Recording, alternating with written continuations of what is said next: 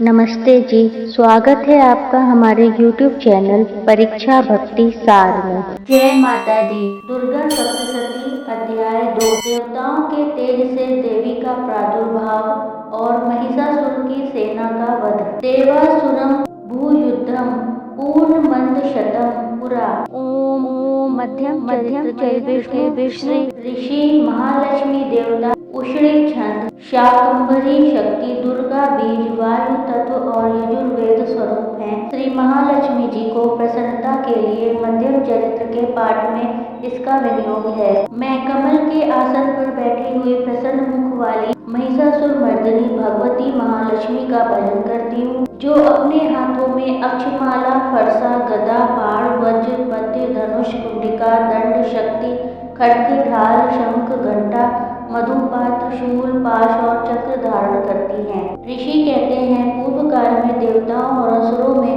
पूरे 100 वर्षों तक घोर संग्राम हुआ था। उसमें असुरों का स्वामी महिषासुर था और देवताओं के नायक इंद्र थे।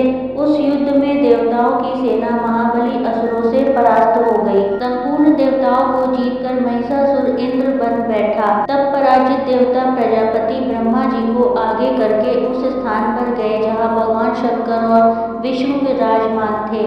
देवताओं ने महिषासुर के पराक्रम तथा अपनी पराजय का यथावत वृत्तांत उन दोनों देवेश्वरों से विस्तार पूर्वक कह सुनाया। वे बोले, भगवान महिषासुर सूर्य इंद्र अग्नि वायु चंद्रमा यम वरुण तथा अन्य देवताओं के भी अधिकार छीनकर स्वयं ही सबका अधिष्ठाता बना बैठा है।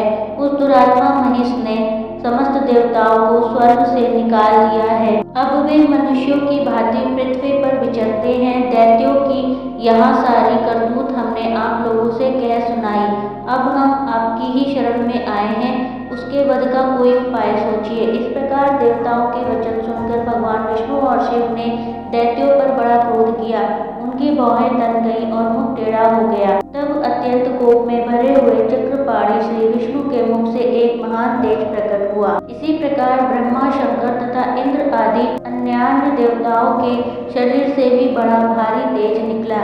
वह सब मिलकर एक हो गया। महान तेज का वह पुत्र जाज्वल्यमान पर्वत सा जान पड़ा। देवताओं ने देखा, वहां उसकी ज्वालाएं संपूर्ण दिशाओं में व्याप्त हो रही थी। संपूर्ण देवताओं के शरीर से प्रकट हुए उस तेज की कहीं तुलना नहीं थी। एकत्रित होने पर वह एक नारी के रूप में परिणत हो गया और अपने प्रकाश से तीनों लोकों में व्याप्त जान पड़ा। भगवान शंकर का जो तेज था, उससे उस देवी का मुख प्रकट हुआ। यमराज के तेज से उसके सिर में बाल निकल आए। श्री विष्णु भगवान के तेज से उसकी भुजाएं उत्पन्न हुई। चंद्रमा के तेज से दोनों स्तनों का, इंद्र के तेज से मध्य भाग का प्रादुर्भाव हुआ। वरुण के तेज से जंघा और पिंडली तथा पृथ्वी के तेज से नितंब भाग प्रकट हुआ। ब्रह्मा के तेज से दोनों चरण और सूर्य के तेज से उनकी अंगुलियां प्रकट हुईं। वसुओं के तेज से हाथों की उंगलियां और कुबेर के तेज से नासिका प्रकट हुई। उस देवी के दांत प्रजापति के तेज से और तीनों नेत्र अग्नि के तेज से प्रकट हुए थे। उसकी भौहें संध्या के और कान वायु के तेज से उत्पन्न हुए थे।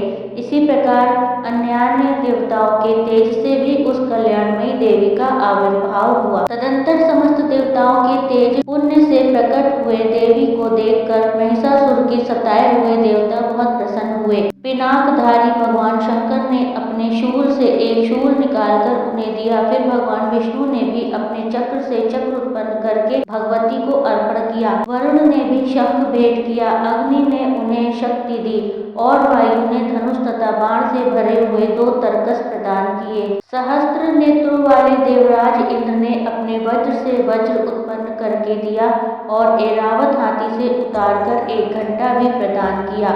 यमराज ने काल दंड से दंड, वरुण ने पाश, प्रजापति स्फटिकाक्ष की माला तथा ब्रह्मा जी ने कमंडलू भेंट किया। सूर्य ने देवी के समस्त रोमकूपों में अपनी किरणों का तेज भर दिया। काल ने उन्हें चमकती हुई ढाल और तलवार दी।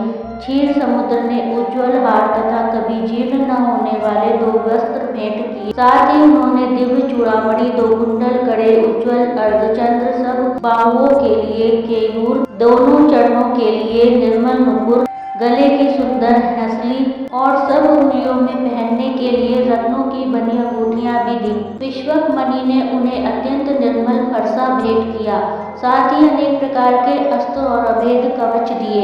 इनके सिवा मस्तक और वक्ष स्थल पर धारण करने के लिए कभी न कुमलाने वाले कमलों की मालाएं दी। जलधि ने उन्हें सुंदर कमल का फूल भेंट दिया।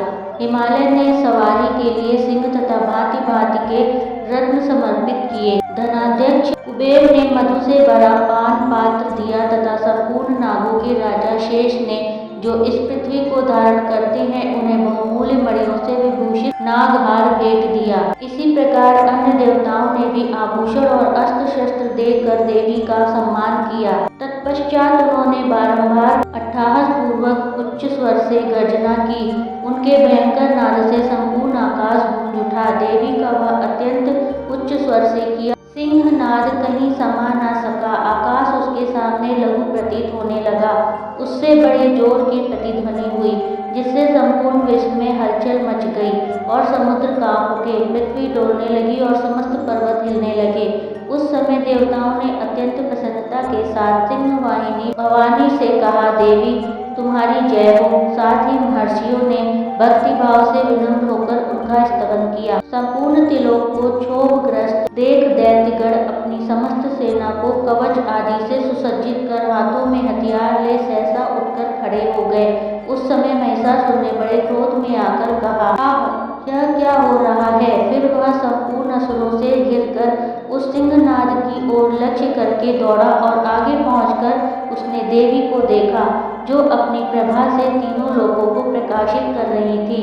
उनके चरणों के भार से पृथ्वी दबी जा रही थी, माथे के मुकुट से आकाश में रेखा से खींच रही थी तथा वे अपने धनुष की टंकार से सातों पातालों को क्षुब्ध किए देती थी। देवी अपनी हजारों भुजाओं से संपूर्ण दिशाओं को आच्छादित करके खड़ी थी। तदंतर उनके साथ दैत्यों का युद्ध छिड़ गया। नाना प्रकार के अस्त्र शस्त्रों के प्रहार से संपूर्ण दिशाएं उद्वासित होने लगी। चक्षुर नामक महान असुर महिषासुर का सेना नायक था। वह देवी के साथ युद्ध करने लगा। अन्य दैत्यों की चतुरंगिणी सेना साथ लेकर चामर भी लड़ने लगा। 60,000 रथियों के साथ आकर उदग्र नामक महादैत्य ने लोहा लिया। 1 करोड़ रथियों को साथ लेकर महाहनु नामक दैत्य युद्ध करने लगा, जिसके रोए तलवार के समान तीखे थे। वह असिलोमा नाम का महादैत्य 5 करोड़ रथी सैनिकों सहित युद्ध में आ डटा। 60 लाख रथियों से घिरा हुआ बासकाल नामक दैत्य भी उस युद्ध भूमि में लड़ने लगा। परिवारिक नामक राक्षस हाथी सवार और घुड़सवारों के अनेक दलों तथा 1 करोड़ रथियों की सेना लेकर युद्ध करने लगा। बिडाल नामक दैत्य 5 अरब रथियों से घिरकर लोहा लेने लगा। इनके अतिरिक्त और भी हजारों महादैत्य रथ, हाथी और घोड़ों की सेना साथ लेकर महादेवी के साथ युद्ध करने लगे। स्वयं महिषासुर उस रणभूमि में कोटि कोटि सहस्त्र रथ, हाथी और घोड़ों की सेना से घिरा हुआ खड़ा था। दैत्य देवी के साथ तोमर, भिंदीपाल, शक्ति, मूसल, खड्ग, परशु और पट्टिश आदि अस्त्र शस्त्रों का प्रहार करते हुए युद्ध कर रहे थे। कुछ दैत्यों ने उन पर शक्ति का प्रहार किया, कुछ लोगों ने पाश फेंके तथा कुछ दूसरे दैत्यों ने खड्ग प्रहार करके देवी को मार डालने का उद्योग किया। देवी ने क्रोध में भरकर खेल खेल में ही अपने अस्त्र शस्त्रों की वर्षा करके दैत्यों के वे समस्त अस्त्र शस्त्र काट उनके मुख पर परिश्रम या थकावट का रंच मात्र भी चिन्ह नहीं था। देवता और ऋषि उनकी स्तुति करते थे और वे भगवती परमेश्वरी दैत्यों के शरीरों पर अस्त्र शस्त्रों की वर्षा करती रही। देवी का वाहन सिंह भी क्रोध में भरकर गर्दन के बालों को हिलाता हुआ असुरों की सेना में इस प्रकार विचरने लगा, मानो वनों में दावानल फैल रहा हो। रणभूमि में दैत्यों के साथ युद्ध करती हुई अंबिका देवी ने जितने निश्वास छोड़े, वे सभी तत्काल सैकड़ों हजारों गणों के रूप में प्रकट हो गए और परशु, भिंदीपाल, खड्ग तथा पट्टिश आदि अस्त्रों द्वारा असुरों का सामना करने लगे।